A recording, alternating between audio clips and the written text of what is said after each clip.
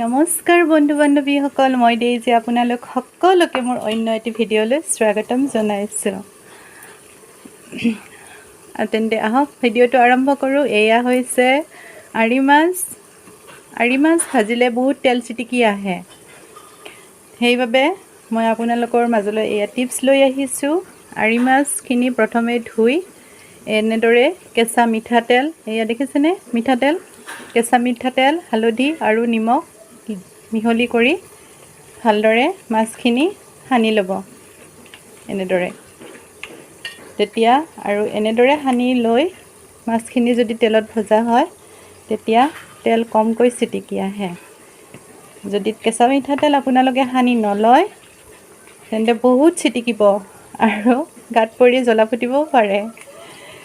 সেইবাবে মই এনেদৰে আৰি মাছ বা বৰালি মাছ, এইবোৰ তেলাজাতীয় মাছবোৰ আনিলে প্ৰথমে নিমখ হালধিৰ লগত ইয়াত কেঁচা মিঠাতেল অলপ সানি লওঁ আৰু এনেদৰেই ভাজোঁ।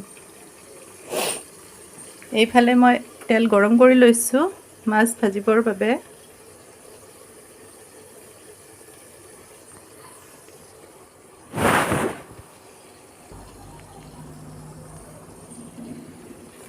এয়া কেৰাহীত তেল গৰম হৈছে। এতিয়া মই মাছখিনি এক পিচ কৰি দি দিছোঁ।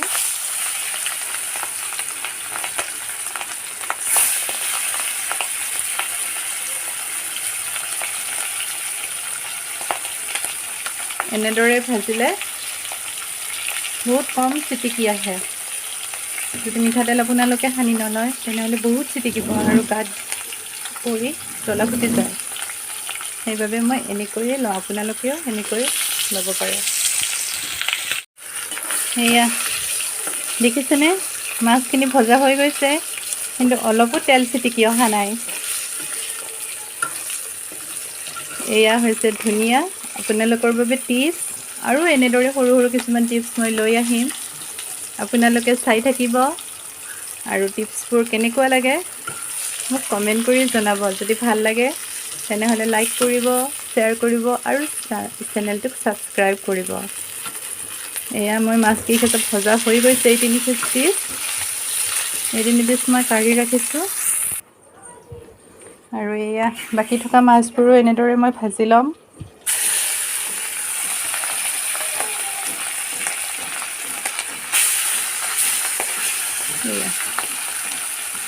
অলপো তেল চিটিকি নাহে এনেদৰে ভাজিলে। অইন মাছৰ দৰে ভালদৰে আপোনালোকে ভাজিব পাৰিব।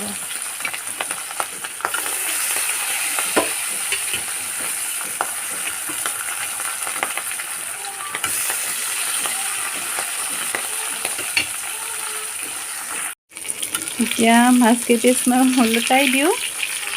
দেখিছেনে, অলপো নুফুটিলে।